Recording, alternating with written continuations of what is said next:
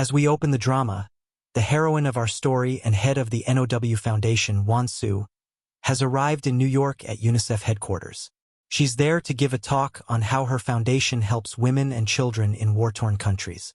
When Swan receives a formal death threat from ISIS because of her good deeds, she does not seem flustered, and it does not shake the ideology she has about her work or herself at all.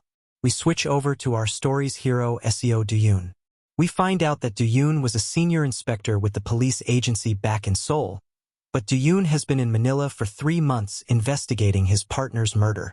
Duyun was really close to his partner Shin Joo-hyuk, that Joo-hyuk had given Duyun a kidney.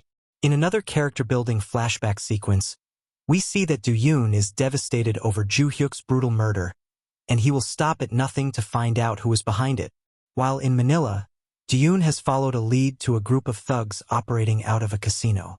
After eavesdropping, he hears that Mr. L, code name for the assassin that killed Joo-hyuk, has another job in Manila today. Duyun disguises himself as a cleaner and heads into the head honcho's office to find out more. Duyun unfortunately sees a face he knows well, Park Kyung-ju. Mr. Park used to work alongside Duyun at the police academy before he took over as head of security for Wine Group. And so, both our leads find themselves in Manila at the same time. Duyun on his personal manhunt, and Swan for some press for her foundation. Swan, who is unfazed about the supposed threat to her life, goes out to run an errand with one security guard. This turns out to be a massive oversight on Swan's part when she ends up in the crosshairs of a sniper rifle. The sniper misses Swan, hitting one of the shop assistants and then her bodyguard. Swan is frozen in fear just as Duyun swoops in and hides her behind a car. Duyun quickly notices one of the cars is leaking gas, so he instructs Swan to run when he tells her to. Just in the nick of time, they start running as the cars parked around start blowing up. Our sniper, having lost his temper, openly stands and sprays bullets, desperately trying to kill Swan. Duyun and Swan speed off away from the city and end up on a remote dirt track when the car gives out and stops moving. Swan is trembling, asking Duyun who he is and what happened to her security detail. Duyun has a very calm and confident demeanor and reassures Swan that she is safe. He is just a passerby, he isn't out to get her. While Duyun fixes the car, he notices a GPS tracker.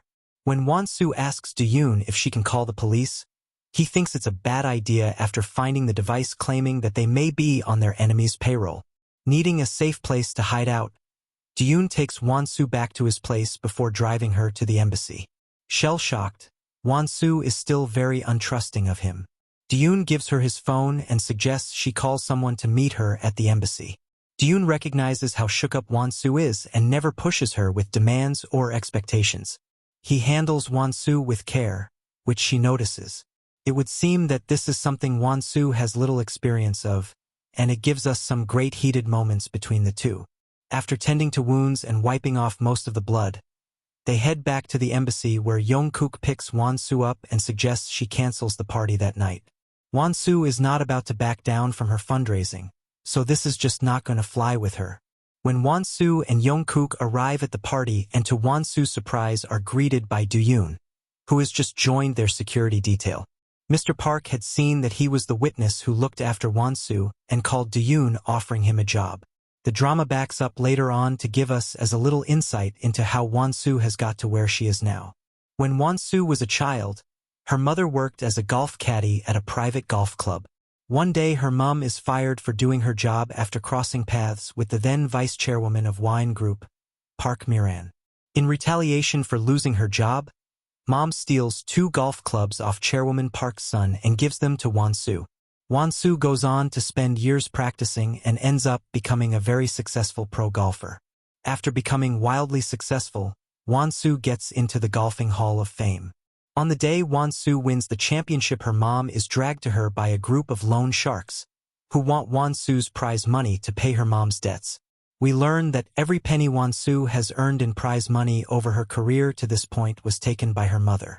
Swan, rightfully so, cuts mom out of her life from that point forward, donating all future profits to charity and earning Swan her Angel of Charity title and a squeaky clean image.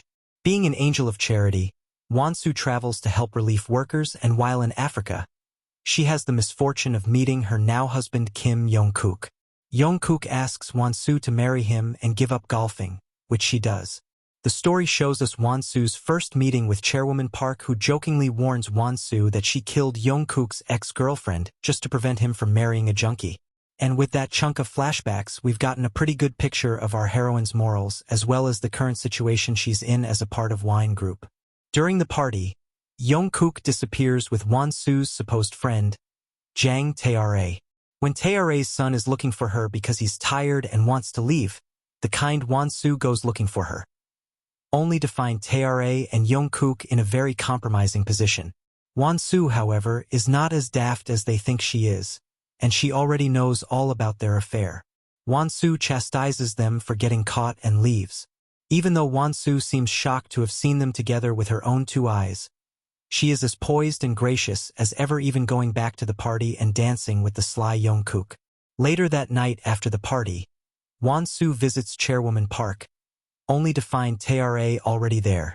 Chairwoman Park already knew what Young-kook was up to and was hiding the fact. Won-soo is no doormat, informing Chairwoman Park if she doesn't keep her hands off the Now Foundation, she will divorce her son and drag their name through the mud. Won-soo leaves gracefully with her head held high as Chairwoman Park throws another tantrum. But it seems that Won-soo might not be as unaffected as she lets on. She drinks one too many at the hotel bar that night, clearly wallowing in her trap-like circumstances. Being on the job, Do-yoon follows Won-soo as she wobbles her way back to her hotel room.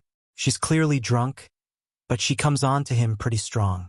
However, when he asks, she denies that she's unhappy or lonely. Nothing happens between them, but sparks are surely flying. We shift back to Seoul at the Wine Group mansion.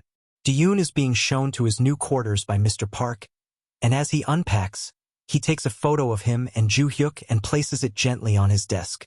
When he knocks it over by mistake, he noticed that there's a memory card taped to the back of it. Do-yoon plugs it in to have a look, and it is a video of Mr. Park overseeing the removal of a dead body.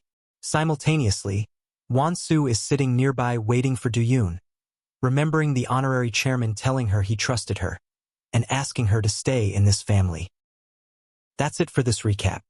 Make sure to like and subscribe for more recaps and reviews of your favorite dramas. Don't forget to hit the notification bell so you never miss an update. Leave your thoughts in the comments and let me know which drama you'd like me to cover next. Thanks for watching, and I'll see you in the next episode.